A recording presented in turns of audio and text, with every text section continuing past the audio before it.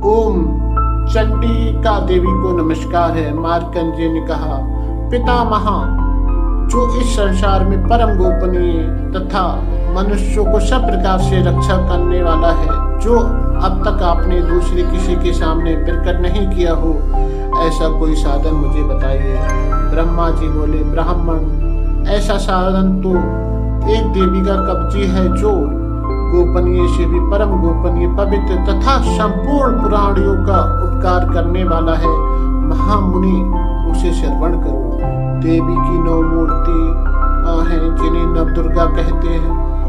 उनके पृथक पृथक नाम बदलाए जाते हैं। प्रथम नाम शैलपुत्री, दूसरी मूर्ति का नाम ब्रह्मचारिणी, तीसरी चंद्रघंटा के नाम से प्रसिद्ध है, चौथी मूर्ति को कुष्मांडा कहते हैं, पांचवी दुर्गा का नाम स्कंद माता है, देवी के छठे रूप को कात्यायनी कहते हैं, 7वां काल रात्रि और 8वां स्वरूप महागौरी के नाम से प्रसिद्ध है, नवी दुर्गा का नाम सिद्धात्री है। ये सब नाम सर्वत्र महात्मा वेद भगवान के द्वारा ही प्रतिपादित हुए हैं। जो मनुष्य अग्नि में जल रहा हो, रणभूमि में शत्रुओं से घिर गया हो, विषम संकट में फंस गया हो तथा इस प्रकार के भय से आतुर होकर जो भगवती दुर्गा की शरण में प्राप्त हुआ हो, उनका कभी कोई अमंगल नहीं होता। युद्ध के समय संकट में पड़ने पर भी उनके ऊपर कोई विपत्ति नहीं दिखाई देती, उन्हें शोक, दुख और भय की प्राप्ति नहीं होती है। जिन्होंने भक्ति पूर्वक देवी का स्मरण किया है, उनका निश्चय ही अभ्युदय होता है। देवेश्वरी, जो तुम्हारा चिंतन करते हैं, उनकी तुम निसंदेह रक्षा करती हो। चामुंडा देवी प्रेत पर आरूढ़ होती है, 12 ही भैंसी पर सवारी करती है। इंद्राणी का वाहन ऐरावत हाथी है। वैष्णवी देवी गरुड़ पर ही आसन जमाती है।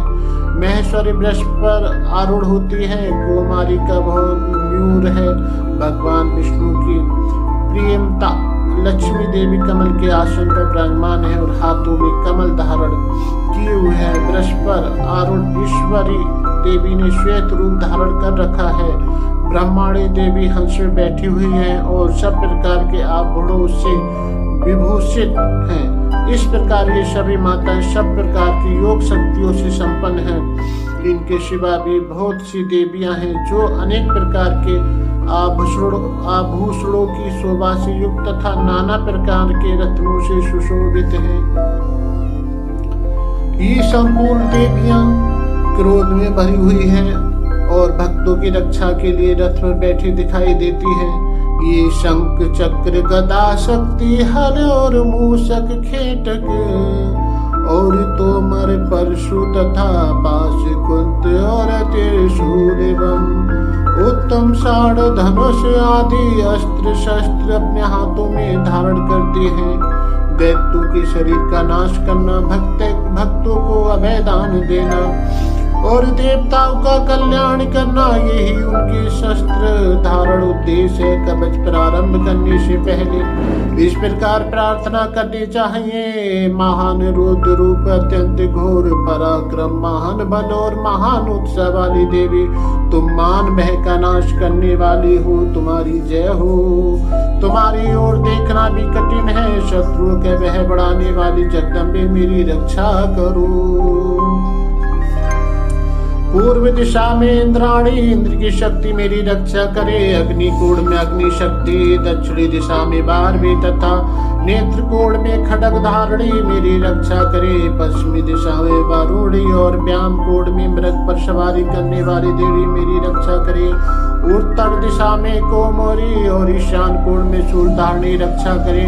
ब्रह्मांडी, आप तुम ऊपर की ओर से मेरी रक्षा करो। वैष्णवी देवी नीचे की ओर से मेरी रक्षा करे। इसी प्रकार सबको अपना वाहन बनाने वाली चामुंडा देवी दसों दिशाओं में मेरी रक्षा करे। जय आगे की ओर से विजया, पीछे की ओर से मेरी रक्षा करे। वाम भाग में अजिता और दक्षिण भाग में अपरिचिता रक्षा करे। उदोक्तनी शिखा की रक्षा करे। उमा मेरे मस्तक में विराजमान होकर रक्षा करे। ललाट में मालाधारी रक्षा करे और यशवनी देवी मेरी बाहों का रक्षण करे। बाहों के मध्य भाग में तीन नेत्र और नथनों की यमघंटा देवी रक्षा करे। दोनों नेत्रों के मध्य भाग में शंख शंखनी और कानों में द्वारवासिनी रक्षा करे।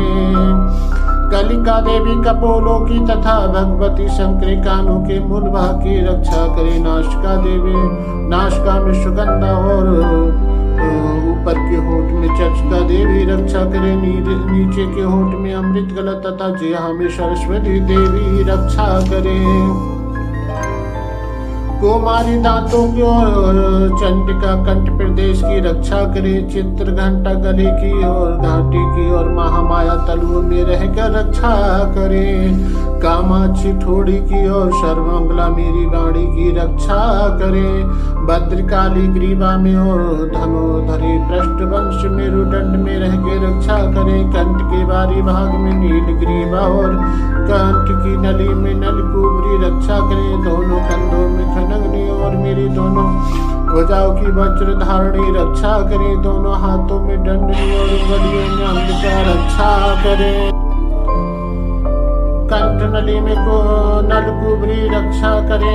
दोनों कंधों में खंडनी और मेरी दोनों भुजाओं में वज्र धारणी रक्षा करे। दोनों हाथों में दंडनी और उंगलियों में अंबिका रक्षा करे। सुलेश्वरी नखों की रक्षा करे। कुलेश्वरी कुछ पेट में रहकर रक्षा करे। महादेवी दोनों स्तनों की और शोक विनाशिनी देवी मन की रक्षा करे। ललिता देवी हृदय में और शूल धारणी उदर में रह के रक्षा करे। नाभि में कामनी और भाग की घोषरी रक्षा करे। पूतना और कामिका लिंकी और महिष वाहिनी गुदा की रक्षा करे। भगवती कटी भाग में और बेतन बाशनी घुटनों की रक्षा करे। संपूर्ण कामनाओं को देने वाली महाबला देवी दोनों पिंडलियों की रक्षा करे।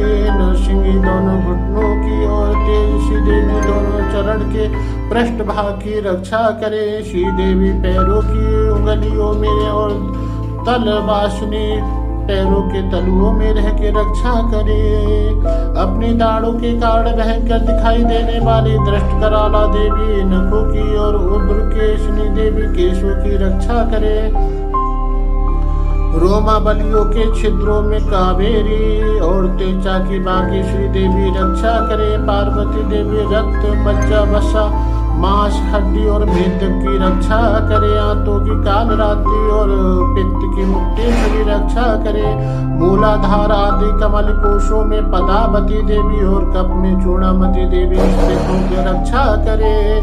नक के तेज की ज्वालामुखी रक्षा करे। जिसका किसी भी अस्त्र से वेदन नहीं हो सकता वह अवेदा देवी शरीर की समस्यादियों में रह के रक्षा करे। ब्रह्मांडी आप मेरे वीर्य की रक्षा करें।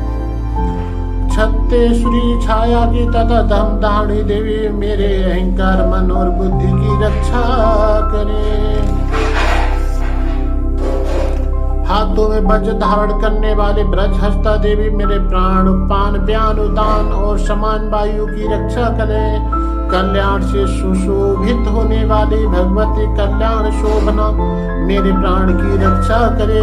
रस रूप गंध शब्द और ईश्वर इन विषयों का अनुभव करते समय योगिनी देवी रक्षा करे तथा सतगुण रजोगुण और तमोगुण की रक्षा सदा नारायणी देवी करे। 12 आयु की रक्षा करे। वैश्वी धर्म की रक्षा करे तथा चक्राणी चक्र धारण करने वाली देवी यश कीर्ति लक्ष्मी धन तथा विद्या की रक्षा करे। इंद्राणी आप मेरे गोत्री की रक्षा करे। चंड के तुम मेरे पशुओं की रक्षा करे। महालक्ष्मी पुत्रों की रक्षा करे और भैरवी पत्नी की रक्षा करे। मेरे पति की शुभता तथा मार की क्षेम की रक्षा करे। राजा के दरबार में महालक्ष्मी रक्षा करे तथा सब ओर से व्याप्त रहने वाली विजया देवी संपूर्ण भय से मेरी रक्षा करे। देवी जो स्थान कवच में नहीं गया अतएव रक्षा से रहे तो वे सब तुम्हारे द्वारा सुरक्षित हो, क्योंकि तुम विजयशाली और पाप नाशिनी हो। यदि अपने शरीर का भला चाहे तो मनुष्य बिना कवच के कहीं भी एक पग भी ना जाए।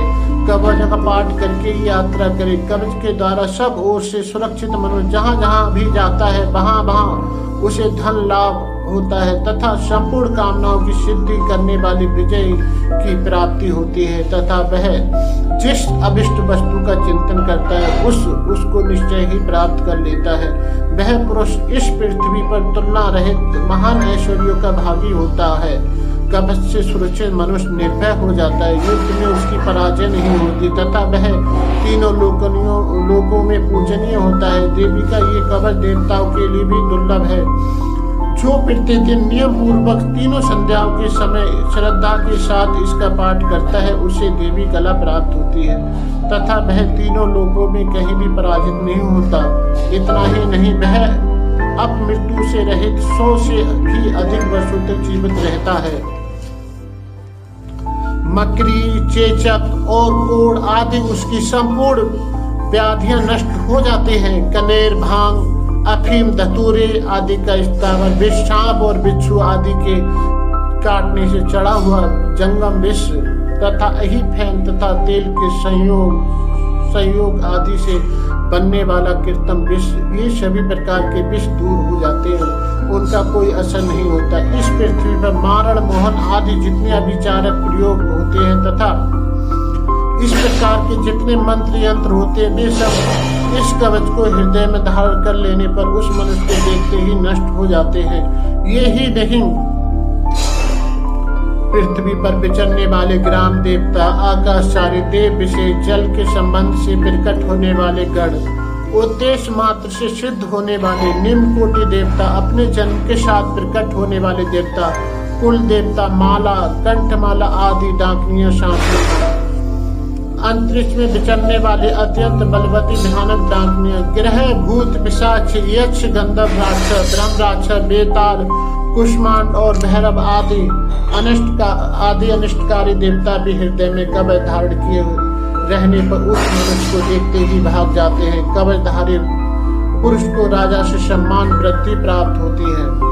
ये कवच मनुष्य की तेज की वृद्धि करने वाला और उत्तम है। कवच का पाठ करने वाला पुरुष अपनी कीर्ति से विभूषित भूतल पर अपने श्वास के साथ साथ बुद्धि को प्राप्त होता है। जो पहले कवच का पाठ करके उसके बाद सरस्वती चंडी का पाठ करता है, उसकी जब तक वन, पर्वत और कानों सहित ये पृथ्वी टिकी रहती है तब तक यहाँ पुत्र पौत्र आदि संतान परंपरा बनी रहती है। फिर देह का अंत होने पर वह पुरुष भगवती महामाया के प्रसाद से उस नित्य परम पद को प्राप्त होता है जो देवताओं के लिए भी दुर्लभ है। वह सुंदर दिव्य रूप धारण करता है और कल्याण में शिव के साथ आनंद का भागी होता है। जय माता दी, जय जगदम्बा।